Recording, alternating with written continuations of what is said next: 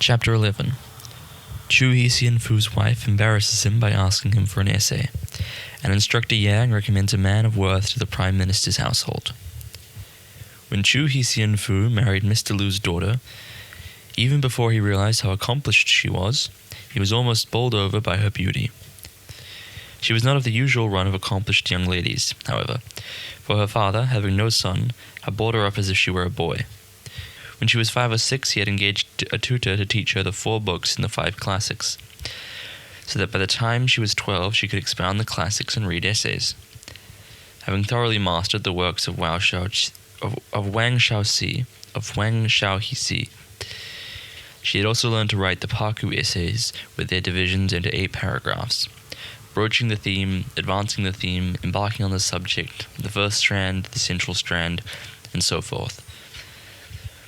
Her tutor was paid as highly as if he were teaching a boy, and he supervised her studies just as strictly. She was an intelligent girl with a good memory. By this time she had read all the works of Wang Xiaoxi, Tang Shunqi,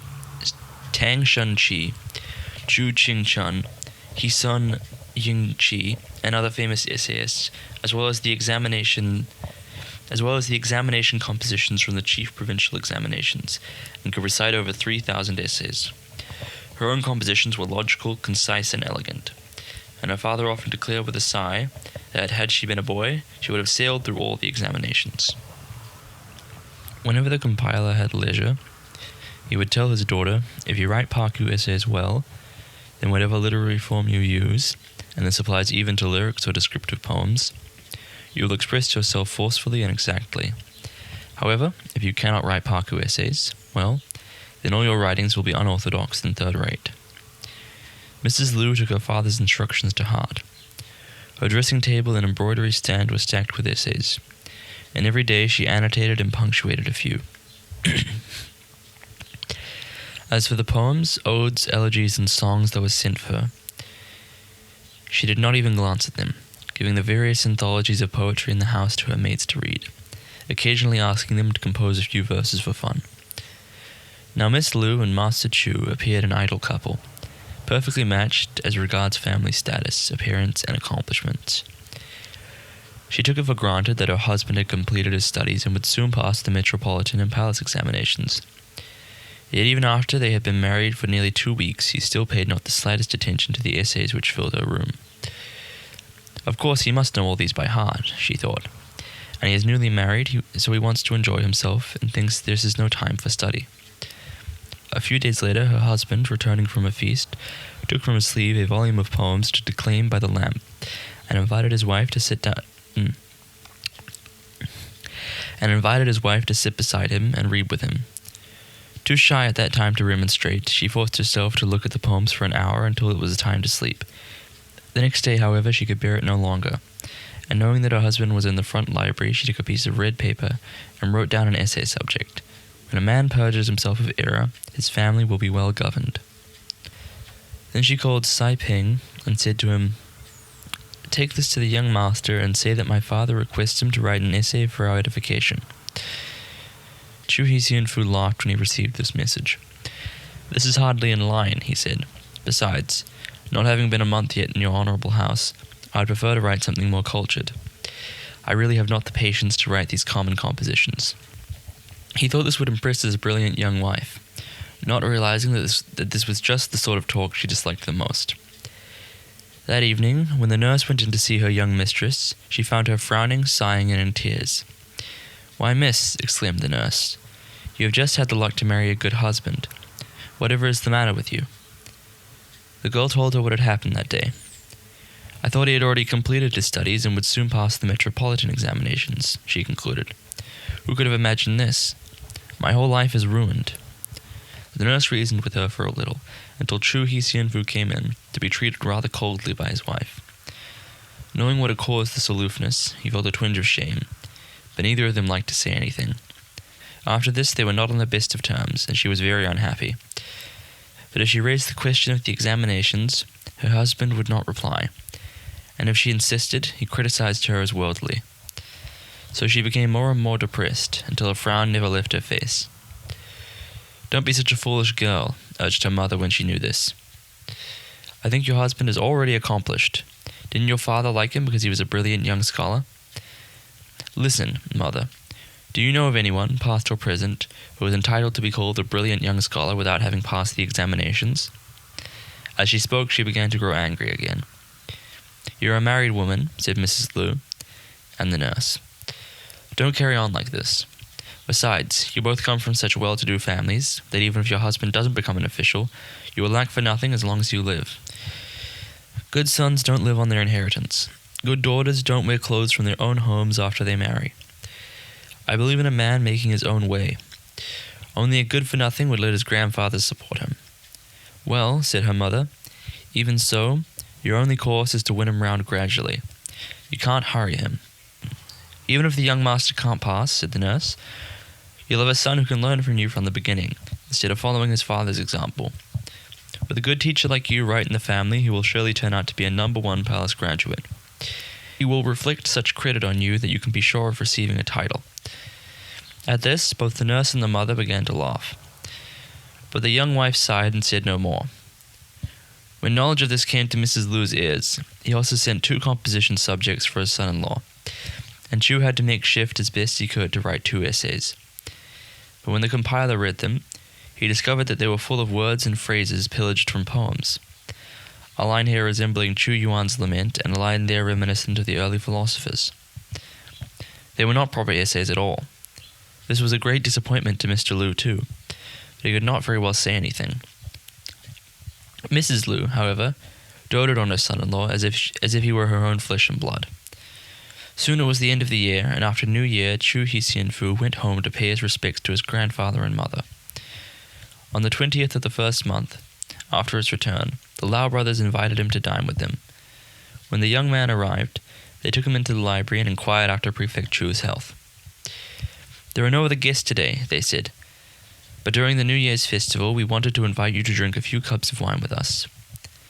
They had barely sat down, however, when the gatekeeper came in. "Chao Chi-fu, the gravekeeper, has come," he announced. The 2 brothers had been busy for over a month arranging Chu Hsian-fu's wedding. And when that was over, they had started making preparations for New Year's, with the result that they had forgotten all about Yang Chi-chung.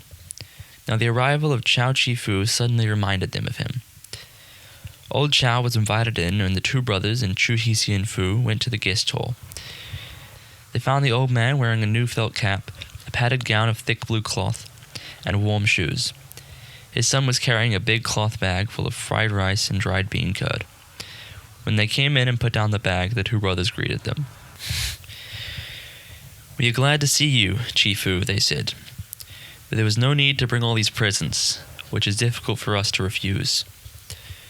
"When you say that, young masters," said Chao Chi-fu, "I could die of shame. These are only country products for you to give your servants."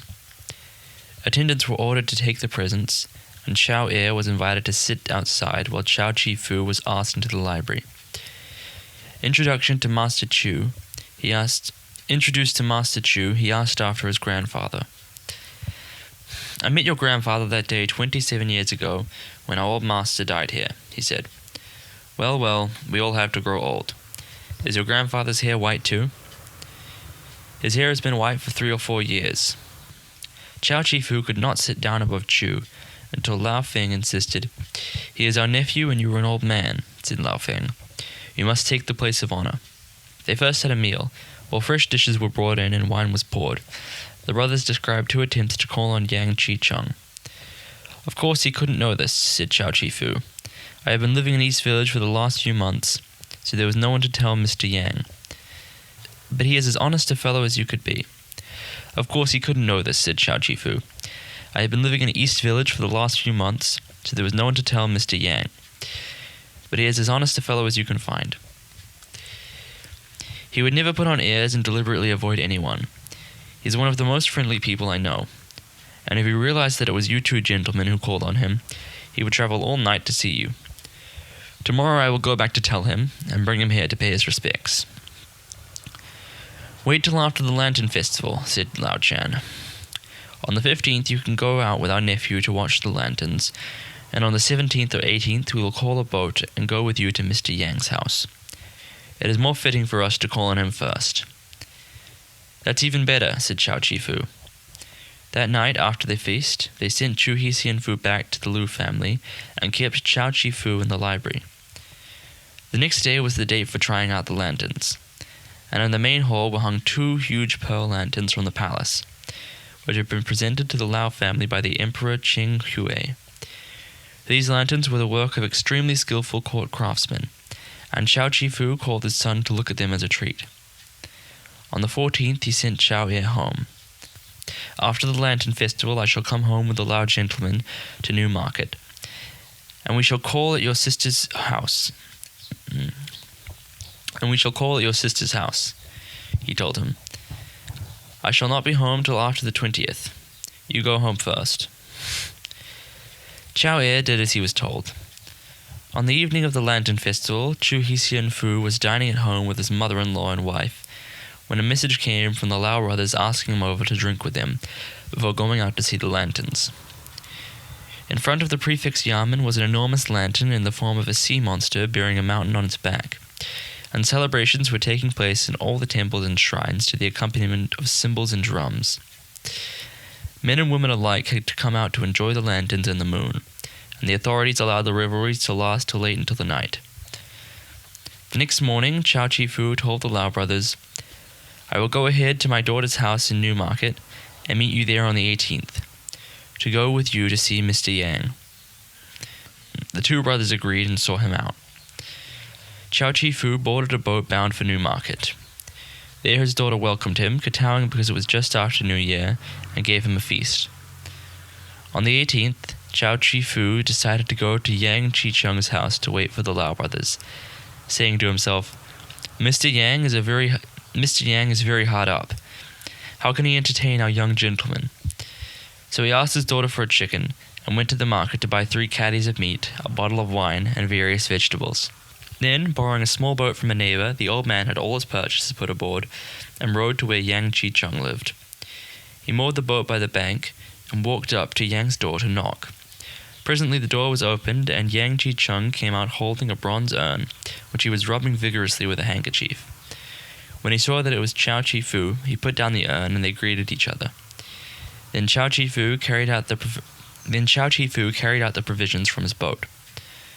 "Why have you brought all this wine and meat here, Mr. Chao?" demanded Yang in surprise.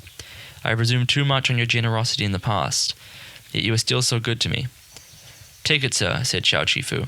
"This is only poor stuff, and it's not for you but to entertain 2 honorable guests here. Give this chicken and meat to your wife, and tell her to cook them well, and I'll tell you who your visitors are." Putting his hands in his sleeves, Yang Chi-chung said with a laugh, "I don't have to tell you, Mr. Chao. Since I came out of Gaol last year, we've had nothing in the house, and many's the day we've eaten only a bowl of gruel. But on New Year's Eve, that fellow Wang who keeps a pawn shop in the village remembered this favourite little urn of mine, and offered me 24 taels of silver for it, wanting to take advantage of the fact that we had no rice or fuel for the festival. I told him, 'If you want this urn of mine, you must pay 300 taels of silver for it, not a cent less. I should want 100 taels just to pawn it to you for half a year. The few taels you have offered are not even enough to buy charcoal for this urn.' Then he took the money back, the dog, and that night we had to go without rice and fuel after all. So my old woman and I lighted a candle, and I fondled this urn all night. That's how we passed New Year. Look at the color of that patina. Today, since there was no rice for lunch, I was amusing myself with this urn to while away the time, never expecting to see you. Now we have wine and meat, but there is no rice." "That can be remedied," said Chao Chi-fu. And taking out his purse, he gave Yang 20 cents of silver. "Quickly ask someone to go and buy several measures of rice," he said. "Then we can sit down and talk." Yang Chi-chung accepted the silver and ordered the old servant to take a container to the market as quickly as possible for rice. When she had brought it in, she went to the kitchen to prepare the meal. Then Yang closed the door and sat down. "Who are the honourable guests you said were coming today?" he asked. "Sir, after your trouble in the salt shop, how did you get out of the district gaol?" "As a matter of fact, I don't know. When the magistrate suddenly released me, I asked at the yamen gate and was told a certain Mr. Sion had acted as my guarantor. I thought hard, but I didn't know anyone called Sion. Do you have any inkling what it's all about? It wasn't anyone called Sion. That man Sion is a steward under Mr. Lao Feng, the third of the Lao brothers at the Prime Minister's house. The two Lao gentlemen heard of your great reputation when they visited me. And when they went back to the city, sent 700 taels of silver to the district treasury and told Sion to act as guarantor. After you returned, they came twice to call on you. Didn't you know? Young Chi-Chun suddenly realized what had happened. Yes, he cried. That old maid of ours mixed things up. The first time when I came back from watching people fishing, she said, some man called Liu came from the city to see you. I thought it must be that runner Liu, so I didn't want to meet him. And the next time when I came back another evening, she said, that man Liu was here again today, but I sent him about his business. And that was the last I heard of him. Of course it wasn't Liu, but Lao. But how could I guess it was the Lao family? I thought it was the runner from the Yamen. A man who has been bitten by a poisonous snake will be frightened if he dreams of a rope 3 years after, said Chao Chifu. Because your lawsuit dragged on for a year, you imagined it must be a runner. I went on the 12th of this month to pay my respects to the Lao gentleman, and the two masters mentioned you and asked me to come with them to your house today. But I didn't want you to be caught unprepared, so I brought a few things along to act as host for you. Is that all right? Since the two gentlemen have done me such a favor, I ought to go to the city to call on them. Why did you trouble them to come out here again? Since they have decided to come, there is no need for you to call on them. Just wait for them here. After they had talked for some time, Yang Chi-Chung made tea, and as they were drinking they heard knocking at the door. The young gentlemen have arrived, said Chao Chi-Fu. Hurry up and open the door. As soon as the door opened, however, a man burst in, roaring drunk, who fell down, staggered to his feet, rubbed his head, and rushed inside. Yang saw that it was his second son. After gambling and losing in the market, he had got drunk and decided to come home and ask his mother for some money, so that he might go out and gamble again. He had charged straight in. You drunken beast, cried Yang Chi-Chung. Where are you going? Come and greet Mr. Chow. Reeling tipsily, the young man made his bow, then disappeared into the kitchen. The chicken and pork simmering in one pan set his mouth watering, and he saw a pan of good rice too, and a bottle of wine. Not troubling to ask where this feast had come from, he lifted the lid off the pan to get at the meat. His father slammed the lid on him. Greedy pig, cried Yang Chi-Chung. This food was brought by somebody else, and we're keeping it for guests. Do you think his son would listen? Dodging tipsily about, he kept trying to grab something to eat. And when his father swore at him, he glared and answered back. Losing his temper, Yang snatched up a poker to drive him out, while Chao Chi-Fu tried to restrain the young man by saying, This wine and food are being kept for the gentlemen of the Lao family.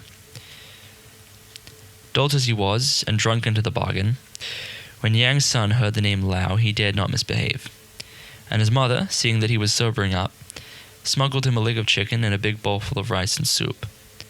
When he had finished this, he flung himself on his bed and slept.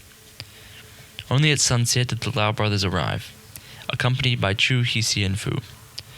Old Chow and Yang Chi-Chung went out to welcome them and ushered them into the small room, which had 3 rickety bamboo chairs on each side, and a desk in the middle. On the wall hung a scroll inscribed with Chu Pai Lu's maxims on regulating the household, flanked with 2 strips of paper on which were written, 3 tumble-down rooms, 1 simple fellow. Above these were pasted an official announcement. This is to inform you that the master of your house, Yang Chi-Chung, has been appointed instructor for Chuyang County, Huan Prefecture. But before they had time to read it through, Yang Chi-Chung stepped forward to ask them to be seated. He himself went into the kitchen to fetch the tea tray which he offered to each of his guests. When they had drunk the tea and exchanged the usual compliments, Lao Feng pointed to the announcement. May I ask if this is recent news? He inquired. It dates from 3 years ago, said Yang. Before ill luck overtook me, I happened to become a salaried licentiate, but although I took the next examination 16 or 17 times, I failed to pass it. I was offered the post of instructor when I was growing old, but since it involved making reports to the superintendent and humbling myself to him, I felt it would be too much for my self-respect and excused myself on grounds of ill health. Then I had a great deal of trouble trying to get a medical certificate from the magistrate, and I had not resigned long when I was falsely accused by a money grubber. So it seemed to me that I should have done better to have accepted that post and gone to Chu Yang, but then I should not have been imprisoned. If you two gentlemen had not gone out of your way to help me, I should probably have died in prison. How can I ever repay my debt of gratitude?" "Why mention such a trifle?" said Lao Feng. When I hear how you resigned your post, sir,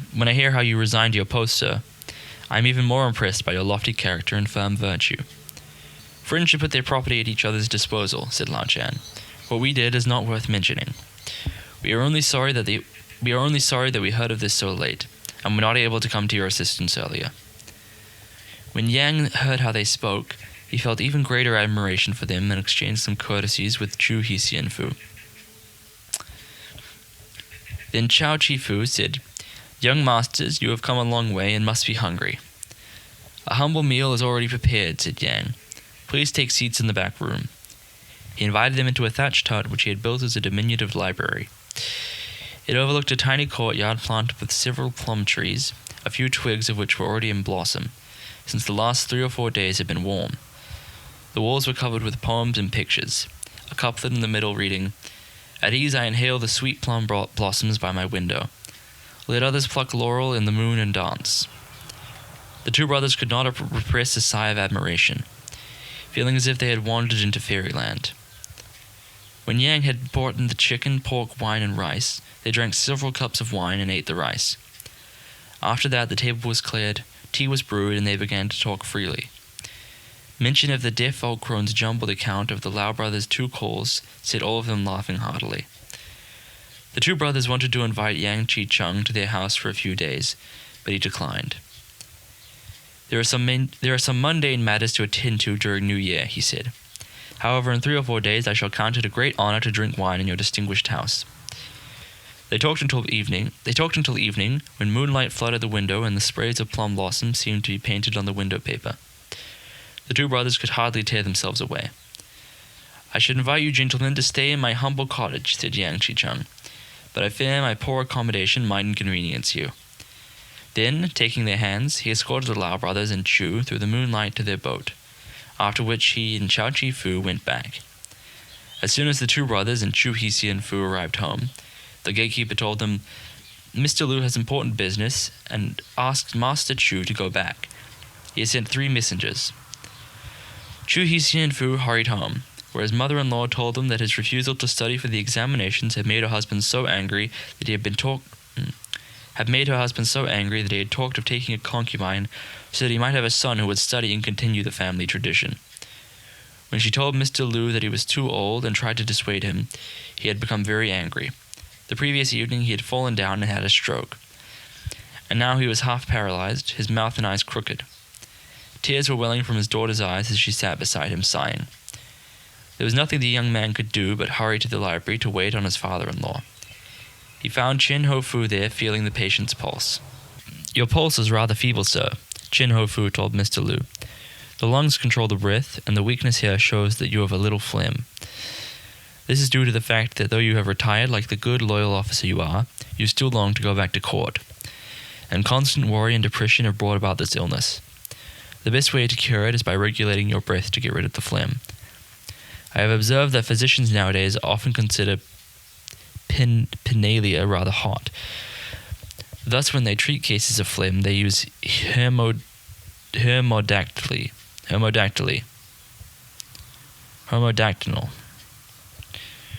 Thus, when they treat cases of phlegm, they use homodactylol.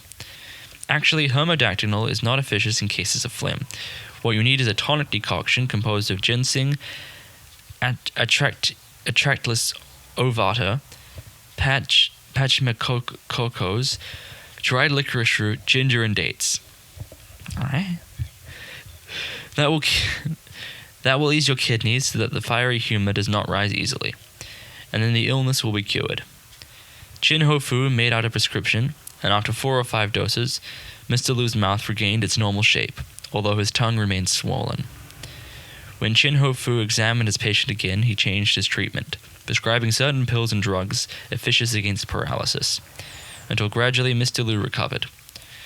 Chu Hsienfu tended his father-in-law for more than 10 days, during which time he had no proper rest. One day, when Mr. Lu was having an afternoon nap, Chu went to the Lau family where, hearing Yang Chi-chung's booming voice in the library, he knew that his uncle's guest had arrived. He went in to greet Mr. Yang, and they sat down together. "I was just saying," resumed Yang Chi-chung, "that since you two gentlemen admire true merit so much, although I am not worthy of your notice, I have a friend living in the hills of Hisao-shan County, who is a remarkable genius and a wonderful scholar.